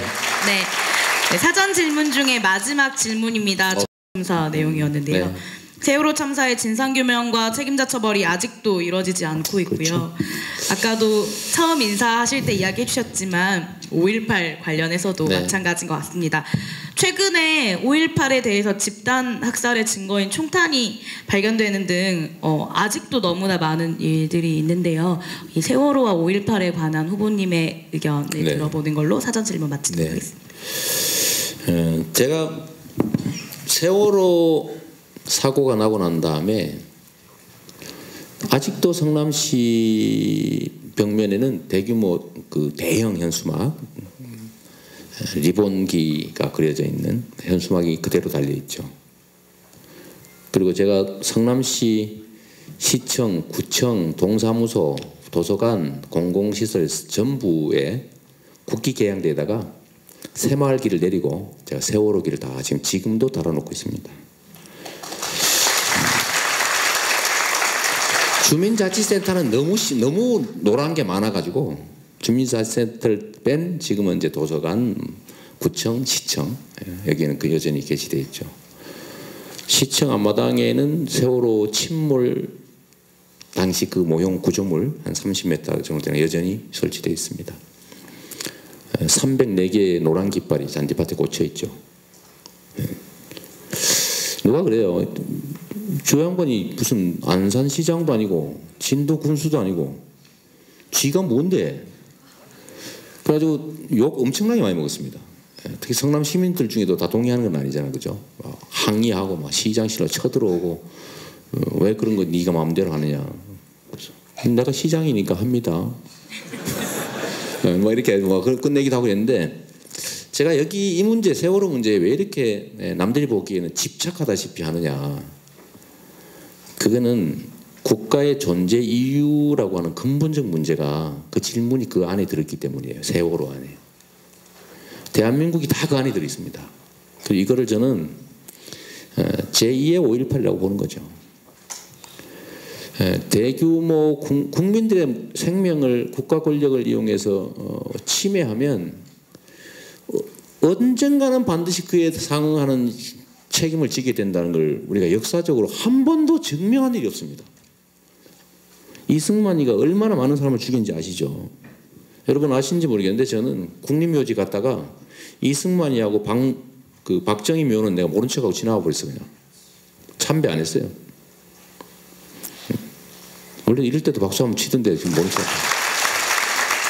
내가 왜 그랬냐면 우리 역사의 일부이긴 하지만 그 이승만 때문에 죽은 사람이 너무 많습니다. 한강철교 끊고 살짝 지 혼자 도망가가지고 저 대전 가가지고 가짜 방송했잖아요. 철교 끊어놓고 도망간 다음에 국민 여러분 저 지금 서울을 사수하고 있습니다. 우리가 의주에서 뭐 점심 먹고 이따위 생방송 해놓고 안심하십시오 해가 서울 시민들이 안심하고 있다가 인민군들이 들어오니까 다 갇혀버린 거 아니에요? 그 인민군들이 야 땅 팔아 뭐 길 팔아 이런 시키는 거 해야 되잖아요. 아니면 쏴 죽이는데 서울을 수복한 다음에 그 삽질한 사람을 부역자라고 그래요. 다 죽여버렸습니다. 이게 인간입니까?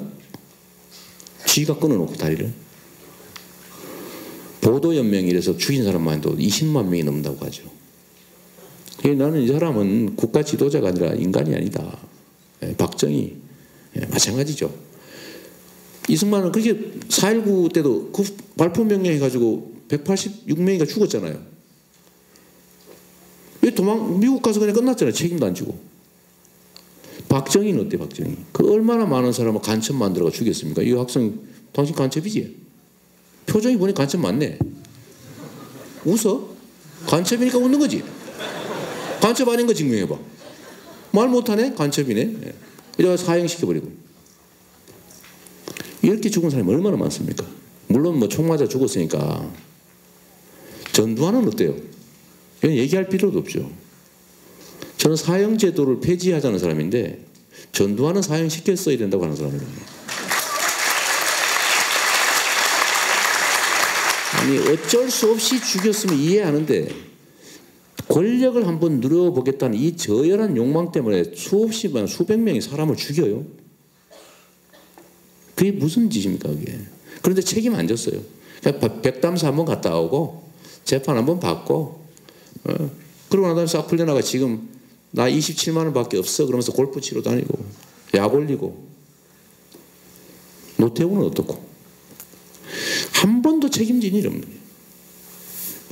그러다 보니까 다시 이 일이 생긴 겁니다. 그러니까 5.18 조사를 했다는데 총쏜 인간은 있는데 총쏜라고 시킨 사람이 모른다면서. 그게 말이 돼? 물어보면 될 거 아니에요. 총쏜 사람 찾아가지고 너 니네 부대 총 쐈지? 그 부대장 불러다가 너 총 쐈지? 네가 시켜서 쐈으면은 지휘에 의한 거니까 면책이지만 네가 안 시켰는데 쏘라고 했으면 네가 살인범이지. 이렇게 물어보면 그 사람이 얘기하겠어요 안 하겠어요? 그럼 그 위에 부대 또 네가 책임질래 불래? 이거 기본이잖아요. 그럼 마음만 먹으면 다 알 수 있었단 말이에요. 근데 안 했잖아요. 지금도 발포 명령자가 누군지 모르니까 전인범 같은 사람이 헛소리 삑삑하고 다니는 거죠. 전인범 아시죠? 특전사령관.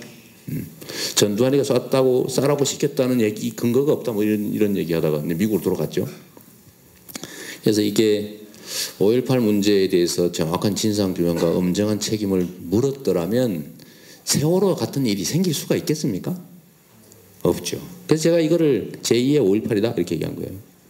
그러니까 제가 독하게 이거 물고 늘어진 이유가 있어요. 이게 왜냐하면 나라의 근본에 관한 문제이기 때문에. 그래서 반드시 진상규명하고 엄정하게 처벌해가지고 이런 짓 하면은 평생 쫓아다니면서 책임져야 된다라는 걸 꼭 보여줘야 다음부터 이런 짓을 하지 않습니다. 네. 박수는 미리 쳤으면 뭐 끝났고. 네. 네. 네. 뭘 준비를 많이 하셨군요. 네, 이상으로 이런 사전 질문에 대한 질의응답을 좀 마무리하도록 하겠습니다. 그래서 저희가 이제 시간 관계상 좀 많이 아쉬운데요. 그래서 시간이 많이 지체가 되어서 현장 질문은 딱 한 개만 받도록 하겠습니다. 그래서 후보님께서 선택하신 질문으로 응답을 해주시면 될 것 같습니다. 아니 사회자가 골라주세요. 네. 사회자 고르세요. 뭐 제가 제일 곤란한 걸로. 네? 경제 관련. 관련이요?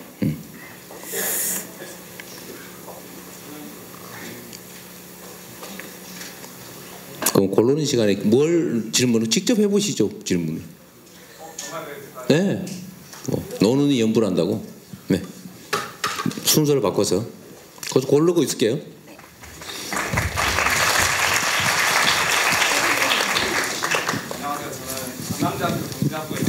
경제학부. 네, 저는 경제학부에 다니고 있는 13학번 김연수라고 합니다. 네. 네, 저는 사실 얼마 전에 시장님께서 나왔던 JTBC 썰전이라는 프로그램을 봤는데요. 네. 이제 복지 정책에 쓰일 국가 재원을 마련하는 방안에서 네. 이제 시장님은 이제 그 가로등 예산을 반으로 줄여도 일부 이상이 없었다는 걸 예시로 들어서 그런 식으로 국가 재정을 복지 재정을 마련하신다고 하셨는데 저도 가로등을 예로 들면은 국가 전체적으로 보면은 당장 광주에도 길을 지나다 보면은 정말 범죄가 일어날 수도 있겠구나라고 생각이 될 정도로 가로등이 노후가 되고 심지어는 없는 데도 있습니다. 이제 그런 재원을 혹시 그런 방안으로 쓸 수 있다고 저는 생각하는데 이제 제가 드리고자 하는 말은 이제 국가 구조조정을 하신다고 하셨는데 물론 부서에 있어서 예산이 그 필요 이상으로 제정된 곳도 있겠지만은 그 예산을 제대로 쓰이지 않는 부서도 있을 겁니다. 분명히 그런 거에 대해서는 어떤 기준으로 혹시 구조조정을 하실 계획이신지 궁금합니다. 예를 들면 국가 살림이든 개인 살림이든 다를 바가 없거든요. 우리 어머니들이 집에서 되게 살림을 하시잖아요, 그죠? 매달 들어오는 수입이 일정하죠. 나름 아끼고 열심히 앉으세요. 네. 뭐 벌 쓰는 것도 아닌데 뭐. 나름 아끼고 아껴서 치열하게 살아요. 그런데 이 가게 살림하고 정부 살림이 본질적으로 다른 게 있습니다. 그게 뭐냐면 가게 살림은 아끼면 내 돈이에요. 애들한테 뭐라도 하나 더 해줄 수 있어요. 정말로 아껴서 알뜰살뜰 삽니다. 정부 예산은 쓰다가 예산을 아껴서 남지 않습니까? 그럼 자기가 못 가져요. 반납해야 돼요. 그냥 반납도 아니고 계속 반납하잖아요. 열심히 아껴가지고 그 다음부터는 배정되는 예산이 줄어들기 시작합니다. 너 필요 없구나. 이렇게 되는 거죠. 지방자치단체도 비슷해요. 광주시장 여러분 원망하지 마세요. 왜 성남시장처럼 못하나. 구조적 차이가 있습니다. 성남시는 시민들이 세금을 많이 내서 땅값 비싸니까 정부에서 지원을 받지 않아요. 지네들이 내는 돈으로 잘 사니까 너는 더 안 도와줘. 근데 광주는 시민들이 내는 세금이 적으니까 정부에서 지원을 수천억을 받습니다. 근데 광주에서 세금을 열심히 아끼잖아요. 그러면 돌려줘야 돼요, 정부에다. 그걸 계속 아끼잖아요. 내년부터 예산이 줄어요. 지원 예산이. 성남시는 예산을 아끼지 않습니까? 그러면 내 마음대로 쓸 수 있어요. 치과도 초등학교 치과도 주고 뭐 교복도 만들어 줄 수 있고 재밌는 거는 1인당 예산은 성남시가 더 적다는 거예요. 정부 지원되는 예산을 합쳐서 실제 1인당 쓰는 예산을 따져보면 더 적어요. 희한하죠? 왜냐하면 효율적으로 쓰기 때문에. 저는 쥐어짭니다. 정부 지원이 없는 대신 아끼는 만큼 제가 딴 용도로 쓸 수 있어요. 즉 제 득표에 도움이 되는 데다 쓸 수 있어. 포퓰리스트잖아 내가. 에? 공짜 좋아하잖아 공짜. 그들의 말에 의하면 근데 이게 원래 정치와 자치의 핵심이죠. 네 잘하면 표 얻어서 계속 할 수 있고 못하면은 너 혼나고 했는데 성남시는 아끼는 만큼 딴 데 쓸 수 있으니까요. 막 교복도 해주고 대학생 등록금 이자도 아까 다 대주고 사실 뭐 어떻게 하면 인심을 더 얻을까 이걸 막 시장은 맨날 머리를 굴리고 있는 거죠. 쥐어 짜다 안 되니까 가로등 한번 깎아보자. 이제 또 지금 내가 뭘 깎아볼까 고민 중이에요. 어떻게 하면 저 낭비 요인을 줄여가지고 쥐어 짜가지고 시민한테 더 주고 내가 득표를 인심을 더 얻어가지고 대선 지지율을 올려볼까? 아니 이거 원래 정치인이 하는 거죠 원래. 근데 이거를 구조적인 문제가 차이가 있다라는 거예요. 그래서 자치권을 확대해 줘야 될 이유가 거기 있습니다.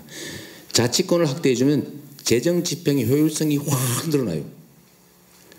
이거 아니 똑같아요. 지금 두 분 계신데 각 100만 원씩 주고 이 용도에다 써라. 대신에 당신은 남는 돈을 당신이 가지고 당신은 남은 거 나한테 돌려줘. 이러면 두 사람이 똑같은 사업에 쓸 때 어느 쪽이 더 많이 쓰겠어요? 이 효율성의 차이는 하늘과 땅 차이입니다. 근데 정부의 예산은 아무도 감시하지 않아요. 그냥 정해진 대로 많이 쓰면 더 많이 줘요. 최대한 합리성을 가장해가지고 최대한 많이 써야 돼요. 아우 부족합니다. 아우 우리 죽을 지경이에요. 이렇게 만들어야 자기 부서에 돈이 많이 와. 돈을 많이 쓰면 여기에 또 짭짤하게 들어오지요. 여기 뭔지 몰라요? 인마이 포켓이라고 요즘은 있단 말이에요. 그래서 이런 요소들이 정부에는 너무 많습니다. 그러니까 똑같은 살림을 가지고 제 전임 시장은 빚을 저한테 6,500억을 떼넘겼는데 4년 동안 저는 그중에 똑같은 예산을 가지고 3년 6개월 만에 3,700억을 현금으로 갚았어요. 똑같은 돈을 가지고. 그리고 3년 6개월 동안 다 갚고 나니 그다음부터 할 일이 없잖아요. 복지 지출을 확 늘린 거예요. 청년 배당도 하고 학교 지원도 하고 막 어떻게 하면 인심 얻을까? 응? 내가 포퓰리스트니까 계속 찾아가지고 이랬더니 결국은 대선 후보까지 와버린 거예요. 응? 그래서 정부는 지방자치단체보다는 훨씬 그런 여지가 많습니다. 그냥 지방자치단체는 위에서 쳐다보잖아요. 이렇게 내려다보잖아요. 감시를 하잖아요. 근데 중앙정부는 감시하는 데가 없습니다. 자기들끼리 하고 있어요. 근데 그 임명권자가 대통령이야 다. 지가 지를 조사해야 돼요. 그러니까 청와대가 마음먹으면 뭐든지 할 수 있는 거예요. 그러니까 대놓고 돈을 뜯어버리잖아. 사면 시켜줄게 돈 좀 줘보세요. 면세 좀 줄게 돈 좀 줘보세요. 규제 완화해줄게 돈 좀 줘보세요. 국민연금 시켜가지고 삼성물산하고 제일모직하고 합병하는데 찬성표 줄 테니까 돈 좀 줘보세요. 말 뭐 10억짜리 사주는 건 푼돈이고 막 줘버리는 거 아니에요. 그리고 얼마 벌었어요? 이재용 세금 안 내고 현찰로 3조 원, 지배이익 10조 원, 세금 한 푼 안 내고 순실이한테 430억 주고 홀라당 먹어버린 거죠. 국민연금이 물론 여러분들 엄마 아빠 여러분 중에 일부 국민연금에서 한 5천억 날리긴 했지만 이게 나라가 움직이는 모양이죠. 그래서 재정구조 조정 문제는 정말로 여지가 많다. 여지가 많아서 제가 무슨 뭐 기본소득 이런 거 하겠다고 하니까 그 많은 돈을 어디서 마련하냐 그래서 아니 400조 중에서 7%인데 47이 28 그죠? 28조 국민 1인당 2,800만 명한테 100만 원씩 줄 수 있다. 이거 저는 내년에 당장 내 손가락에 장을 이러면 안 되나? 그래요. 네. 충분히 가능합니다. 마음먹기 따라서. 정부에는 낭비용이 너무 많아요. 우리 허경영 선생이 하신 말씀 있죠. 이번에 출마 못한답니다. 네, 출마하면 제가 좀 곤란할 뻔했는데 선거법 위반 아직 피선거권 제한이 남아서 못 나온대 이번에. 네. 아까 그거 찾았어요? 네. 네. 마지막 질문입니다. 아주 짧게 대답해 주시면 좋겠습니다. 네네네. 포퓰리스트. 네, 그리고 국민들의 촛불로 만들어진 이 전국에서 그리고 사드 문제를 비롯한 여러 외교 문제의 복잡성 그리고 레드 컴플렉스가 극심한 이 분단 국가의 대선 후보로서 여쭙니다. 통일될까요? 통일될까요에 대한 질문에 대한 답은 통일해야 합니다로 답하겠습니다. 해야죠. 이 나라의 모든 불안의 뿌리는 분단이고 또 이 나라의 소수의 특권 기득권층들이 자기의 권력을 유지하는 가장 강력한 권력 기반이 분단입니다. 통일이 안 되는 제일 큰 이유는 사실은 우리 안에 있어요. 통일이 안 되는 이유는 북한에는 극좌 세력들 분단이 북한 예를 들면 지배체제를 유지하는 게 북한 지배체제에도 지배집단이 유리합니다. 왜냐하면 소위 인민을 통제할 때 저 쳐들어 이제 큰일 났다 지금 이게 제일 좋아요. 이 소위 남한도 소위 우익 기득권 세력들은 자기들의 권력 특히 부당한 권력 정상적인 권력 같은 그러지 않죠. 부당한 이익을 유지하기 위한 부당한 권력을 유지하는데 제일 도움된 요소가 현재 분단 구조죠. 그래서 이 분단으로 이익을 얻는 자들 그들이 이 나라의 이 남북의 실제로 권력자들이기 때문에 통일이 안 되고 통일될 만한 고춧가루 확 뿌려가지고 심지어 휴전선에 뭐 총 좀 쏴달라고 돈 주고 여러분 이거 모르시죠? 이것도 시간이 좀 지나서 총풍 사건이라고 실제 있었던 사건입니다. 총풍 사건. 내가 고발당했는데 허위사실 유포했다고. 사실이에요. 이회창이라고 하는 한나라당 후보가 그 측근들이 북경에 가서 북한 공작원들을 만나서 부탁한 거죠. 돈 줄 테니까 총격 도발을 해달라. 남은 휴전선에서 남쪽을 향해서 우리 병사들을 향해서 총을 좀 쏴달라. 하다가 걸렸어요. 처벌받았는데 하여튼 그들에게는 자신들의 부당한 이익을 유지하기 위한 수단이고 우리 모두에게는 고통이죠. 경제적으로도 엄청 저는 통일해야 될 이유들에 대해서 우리 젊은 세대들은 아이고 뭐 귀찮게 따로 살지 뭐 이게 많아졌어요. 여러분 우리의 소원은 통일이란 노래 요새 들어봤어요? 거의 듣기 어렵습니다. 옛날에는 그냥 그게 집회 뭐 이런 데서 그냥 맨날 부르는 게 우리의 소원은 통일이었어요. 지금은 통일 노래 보면 이상한 사람처럼 보입니다. 왜냐하면 정부가 그렇게 만들었어요. 그래서 젊은 세대는 통일하지 말자가 더 많대요. 정말로 심각한 문제입니다.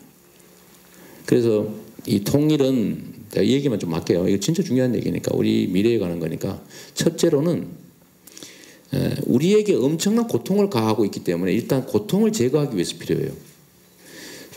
올해 군사비 국방비가 40조 원이 들어갑니다. 40조. 느낌이 안 오죠? 북한의 1년 총생산이 30조입니다. 북한의 1년 총생산이 30조예요. 북한 1년 총생산보다 더 많은 국방비를 우리가 지출하고 있습니다. 그런데 맨날 미군 없으면 진대요. 뭘 얼마나 해먹었길래. 사드 없으면 큰일 난대잖아요. 이 엄청난 직접적 비용 외에 간접 비용이 또 있어요. 우리나라는 외국에서 돈 빌릴 때 이자를 더 많이 줘야 됩니다. 지정학적 리스크. 이 나라는 전쟁을 할지도 모르기 때문에 이자를 더 많이 받아요. 외국에서 돈 빌리면 이자 더 줘야 돼요. 예를 들면 한국 기업의 주가도 할인됩니다. 이거 위험한 지역에 있는. 이 손해가 엄청나죠. 그 다음에 만약에 우리가 통일을 할 경우에 얻을 이익을 생각해 보십시오. 우리 경제 활로가 사실 북한에 있어요. 아직도 요새 거기는 인건비가 10몇만 원에 불과해요. 그것도 많이 주는 거예요. 근데 말 통하지요, 똑똑하지요, 손재주 좋지요, 고등교육 다 받았죠. 그건 다 고등교육 다 시키니까. 고등교육 다 받았죠. 통역 필요 없지. 자원 엄청나게 많죠. 가깝지. 이거 완전히 황금의 땅입니다. 이 경제적 측면에서 보면. 이게 너무 야박한 얘기긴 한데 우리나라 경제가 그야말로 폭발할 수 있는 지역이에요. 그래서 개성공단, 금강산 관광이 다 해야 됩니다. 우리가 더 많이 득보지 저들이 득보겠어요? 개성공단도 빨리 복귀해야 되고 금강산도 빨리 재개해야 되고 경제교류 대화 빨리 시작해야 되죠. 또 한 가지는 우리가 강대국이 되는 길이에요.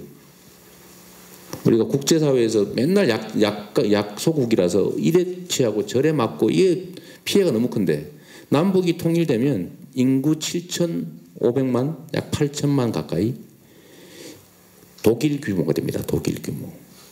그리고 이 뛰어난 기술력과 생산력, 그다음에 잠재력 이것 때문에 바로 세계 강대국 수준으로 올라갑니다.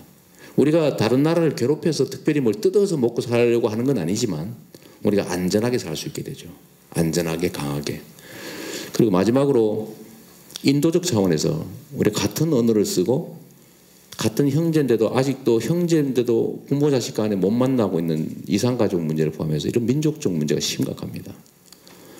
그런 고통이 있어요. 이게 지금 개나 소는 만나는데 사람만 못 만나? 네? 다 만날 수 있는데 북한 내에 있는 가족만 못 만나요. 이게 이런 비극이 어디 있습니까? 지구 반대편인 사람도 만나잖아요. 그래서 이 문제들 인도적 차원에서도 필요하고 모든 면에서 또 우리가 영구적으로 역사의 눈으로 보면 말이죠. 전쟁 두렵죠. 전쟁이 보통 한 200~300년 만에 한 번씩 길면 한 500~600만 원에서 엄청난 대규모의 체제 변혁적인 전쟁 혼란이 벌어지는데 이 남북한의 지금 전쟁이 끝난 지 지금 53년이 끝났으니까요. 이제 60년밖에 안 지났습니다. 지금 전 세계에서 가장 대규모 전쟁이 벌어질 가능성이 가장 압도적으로 높은 데가 바로 이 한반도입니다. 지금 우리는 내성이 생긴 게 잘 몰라요. 그런데 길게 세계의 눈으로, 역사의 눈으로 한반도를 이렇게 들여다보면요, 진짜로 일촉즉발의 화약고입니다. 그것도 세계 최고로 군사력이 밀집돼 있어요. 발칸반도 이건 유도 아닙니다. 그리고 툭 건너면 터져버리게 돼 있어요. 지금 멀리서 보면. 그러니까 우리가 얼마나 위험한 세상에 살고 있는가. 우리가 겨우 안전하게 한 50년 살았다고 쳐요. 만약에 50년 후에라도 단 한 번이라도 일이 생기면 우리의 자식들은 다 죽습니다. 그래봤자 100년, 130년밖에 안 돼요. 얼마나 위험합니까? 멀리서 역사의 눈으로 보면. 그래서 이 위험을 제거해야 돼요. 통일하는 것이 그 위험을 근본적으로 제거하죠. 통일이 안 되면 지금도 여전히 총을 들고 서로 죽이려고 백몇십만 명이 총을 겨누고 있죠. 누군가 예를 들면 이 박근혜 이분이 그냥 진격 졸다 나와가지고 순실히 말 듣고 그냥 진격하라고 이러면 다 죽는 거예요.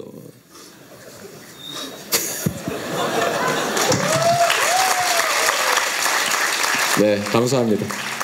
네, 통일 꼭 돼야겠죠. 네, 이제 준비된 순서는 모두 끝이 났습니다. 네, 시간이 너무 짧아서 아쉬웠던 것 같은데요. 네, 이재명 후보님, 이제 이 자리에 강연에 참석하신 분들께 짧고 강렬한 인사 부탁드리겠습니다. 네, 여러분 반갑습니다. 뒤에 앉아 계신 분들 고생했어요. 네, 감사하고요. 우리 광주에 우리 학생회에서 초청해서 제가 여러분들과 대화할 시간을 가졌는데 저도 생각 이상으로 빨리 시간이 지나갔네요. 재밌었어요? 우리가 강연이라고 하면 보통은 일방적으로 막 자기 하고 싶은 얘기만 하고 한 30분 듣다 보면 막 꼬박꼬박 졸리고 저 인간 왜 왔지 저거 빨리 안 가나 보통 이러는 건데 그러나 우리는 이제 가급적이면 서로 소통하고 서로 느낌을 나누는 그런 관계였으면 좋았겠다는 생각이 듭니다. 나름 최선을 다했는데 여러분들의 미래, 특히 청년들의 미래를 저는 기성세대의 한 사람 입장에서 정말로 가슴 아프고 미안하게 생각합니다. 저는 여러분보다 더 객관적으로는 어려운 상황에서 세상을 살았지만 그러나 실제로 따지고 보면 여러분보다도 훨씬 더 행복한 삶을 살았어요. 그 이유는 뭐냐면 미래가 있었기 때문이죠. 희망이 있었기 때문에. 그래서 그 가혹한 환경에서도 저는 살아나왔죠. 근데 여러분들 보면 객관적으로는 좀 더 안정되고 좀 나은 상황이긴 한데 미래가 너무 불확실하고 또 기회가 봉쇄되어 있어서 그야말로 얼마나 답답할까라는 생각을 합니다. 근데 여러분 우리의 삶은 누구도 바꿔주지 않습니다. 우리의 삶, 우리의 미래는 우리 스스로 만들어야 되는 게 맞아요. 가혹하지만 사실이에요. 누구도 저절로 해주지 않습니다. 특히 이 표를 먹고 사는 민주주의, 대의민주주의 사회에서는 이 표가 정말로 중요해요. 저도 보니까 좀 착해 보이죠. 근데 정치인으로 사실은 착하지 않아요. 기본적으로 정치인은 자기 생존이라는 문제가 있어요. 지지를 획득하고 득표해야 돼요. 지지가 더 중요한 게 아니라 득표가 더 중요합니다. 지지 아무리 받아도 득표 못하면 생명이 날아가는 거예요. 정치인으로 생명이 날아가죠. 그래서 뭘 하냐면 투자했을 때 효과가 있는 쪽에 투자합니다. 예산 배분을 해도 어떤 쪽이 표가 더 될까를 고려합니다. 미안하지만 꼭 정의론만으로 가지 않아요. 저도 이런데 다른 쪽은 어떻겠어요? 그래서 제가 여러분들한테 여러분들의 삶을 개선하는 방법에 대해서 이거 하나만 말씀드리도록 하겠습니다. 우리는 우리의 미래를 위해서 정말로 많은 투자를 해요. 갈고 닦죠. 영어 공부도 하고 지금 학생처럼 메모도 열심히 하고 아니면 해외 연수도 가고 없는 돈 아껴가지고 정말로 나 자신의 역량을 키우기 위한 노력을 죽으라고 합니다. 그런데 기회 관문이 요만큼밖에 안 되는데 이 관문을 통과할 사람은 수만 명이다. 이 경쟁의 그야말로 기회, 이 경쟁률 자체를 좀 완화하지 않고 여기를 통과한다고 하는 건 사실은 거의 불가능해요. 거의 불가능해요. 그래서 우리가 하는 노력에 정말로 극히 일부만 이 기회의 관문을 키우는 데 투자하자. 아니 많이 할 필요도 없어요. 뭐 죽으라고 할 필요도 없어요. 조금만, 눈곱만큼만. 우리가 사실 이번에 이 엉터리 대통령 쫓아냈는데 역사를 만들었는데 우리가 투자한 거 솔직히 계산해 봅시다 한번. 이 엄청난 역사를 만들었어요. 총으로 쿠데타를 하는 그런 결과를 만들어냈는데 우리가 사실 투자한 거 한번 따져보자니까요. 재미있게 놀았잖아. 근데 그나마 안 한 사람도 있지만 우리가 한 게 촛불을 들고 주말 저녁에 한 군데 모여서 일주일에 한 번씩, 그것도 모든 사람이 한 것도 아닙니다. 솔직히 비율로 따지면 최대 많이 모였을 때가 250만이니까 그죠? 5% 5천만에 5%가 촛불 들고 한 군데 모여서 노래하는 거 듣고 그 뭐 양파 망태기 지나가면 1,000원 5,000원 넣고 이러고 행동한 결과가 모여가지고 엄청난 역사를 만들어낸 겁니다. 대통령을 쫓아냈어요. 그런데 우리의 삶의 환경을 바꾸는 건 더 쉽죠. 그거는 투표일 수도 있고 평소에 보기 싫은 기사 나오면 에이씨 이거 댓글 하나 다는 거, 공감 가는 뉴스에 공감 한번 누르는 거, 요거 행동 요거 손가락으로 보는 게 뭐 한번 누르면 안 됩니까? 죽어도 안 누르잖아 우리가. 이 작은 실천 있잖아요. 작은 실천. 예를 들면 우리가 청년에 관한 뭐 필요한 뭐 얘기가 나왔다, 이걸 누구한테 알려주고 싶다 그러면 그거 막 말하기 어려운데 기사에다가 좋아요 한번 들고 댓글 하나씩 써가지고 여기 있는 숫자만큼 500명이 썼다 그러면 그게 댓글 많은 뉴스, 공감 많은 뉴스 올라와서 수백만 수십만이 볼 수 있잖아요. 그게 세상을 바꾸는 거죠. 그래서 내가 하는 역할이 결코 작지 않다.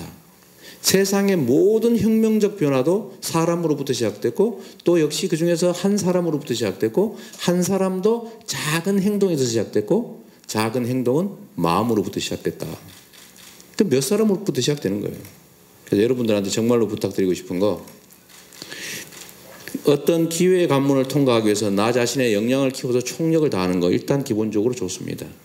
그 중에 극히 일부만 투자해서 기회의 총량을 늘리는 일에, 즉 사회적인 문제, 공공의 문제, 국가의 문제, 공동체의 문제에 좀 더 관심 갖자. 그리고 작은 실천하자. 그럼 진짜 세상이 바뀐다. 제가 이 말씀 드리는 걸로 제 얘기를 마치겠습니다. 감사합니다.